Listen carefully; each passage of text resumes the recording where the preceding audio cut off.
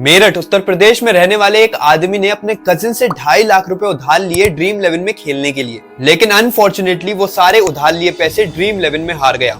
Cousin ने जब अपने पैसे वापस मांगे तो उसने बताया कि उसके सारे पैसे चोरी हो गए। केस पुलिस के पास गया। उस आदमी ने जब अपनी स्टोरी पुलिस को बताई तो पुलिस को उसकी स्टोरी पे डाउट हुआ एंड पुलिस ने उसे कस्टडी में ले लिया। एंड फिर पता चला उसके कोई भी पैसे चोरी नहीं हुए, बल्कि वो सारे पैसे ड्रीम 11 में हार चुका है।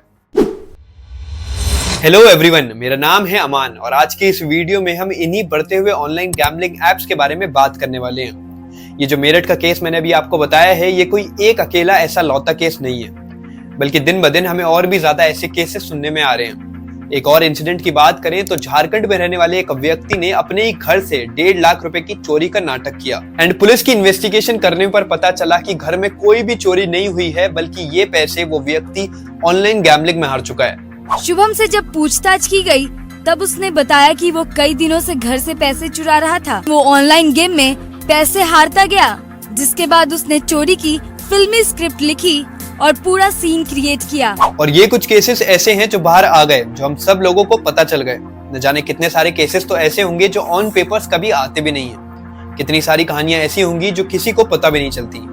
इन सब केसेस के बताने का यही मतलब है कि कैसे गैम्बलिंग नुकसान कर रही है लोगों का।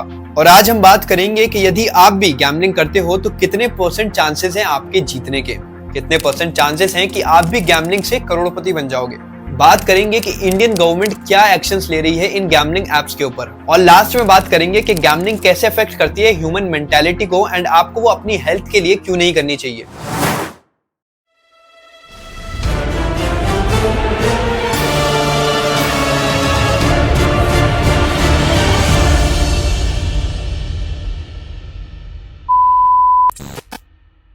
इस खेल में आदत लगना या आर्थिक जोखिम संभव है। जिम्मेदारी से खेलें। ये बहनचोद सारे मिलके हमको पागल बना रहे हैं के बच्चे। सबसे पहले इंडिया की गैम्बलिंग इंडस्ट्री के बारे में थोड़ा जान लेते हैं। जानते हैं कितना रेवेन्यू क्रिएट करती है ये इंडस्ट्री, कितने यूजर्स हैं इसके और किस स्पीड से ग्रोथ कर रहा है ये बिजनेस। इंडिया में गैम्बलिंग इंडस्ट्री ने यानी कि सट्टेबाजी के बिजनेस ने 2023 में $2.74 बिलियन का बिजनेस करा है, यानी कि लगभग 23,000 करोड़ रुपए, और ये हर साल 8.59% की ग्रोथ कर रहा है।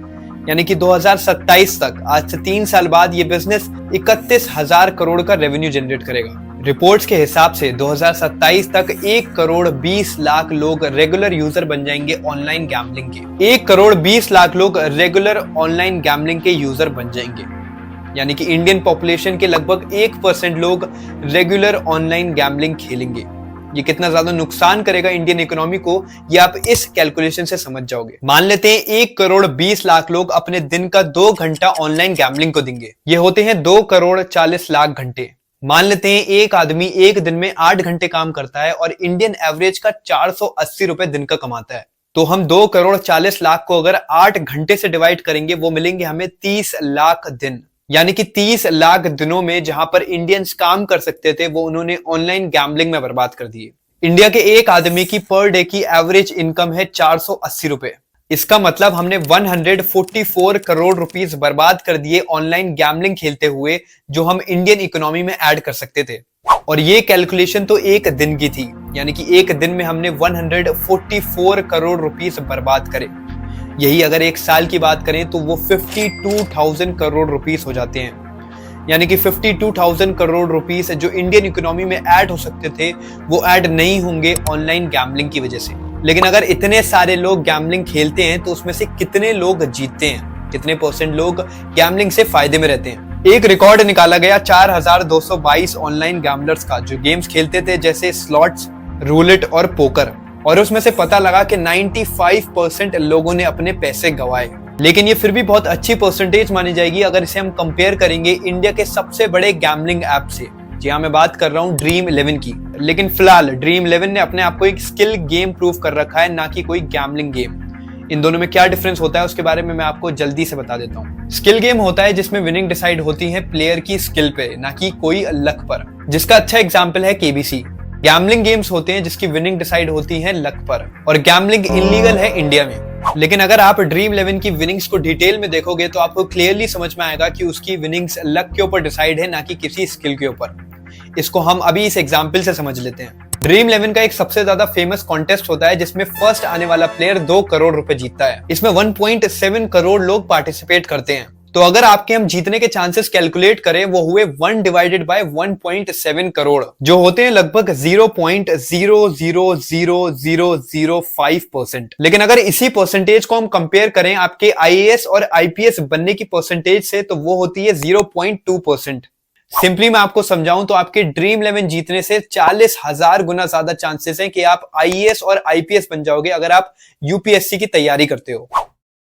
लेकिन इंडियन गवर्नमेंट क्या एक्शन ले रही है इन एप्स के ऊपर? अभी इंडियन गवर्नमेंट ने हाल फिलहाल में ही 18% से 28% जीएसटी कर दी है इन एप्स के ऊपर। Online gaming, horse racing and casinos will be taxed. They will be taxed at 28%. और सेंट्रल गवर्नमेंट ने पावर दी है स्टेट को कि वो जिस भी ऐप को बैन करना चाहे कर सकते हैं। इसी वजह से असम, सिक्किम, नागालैंड, ओडिशा, तेलंगाना एंड आंध्र प्रदेश में ड्रीम 11 बैन है। और गवर्नमेंट ने ऐसे 581 एप्स भी बंद कर दिए हैं जो गवर्नमेंट के पीछे इलीगली वर्क कर रहे थे।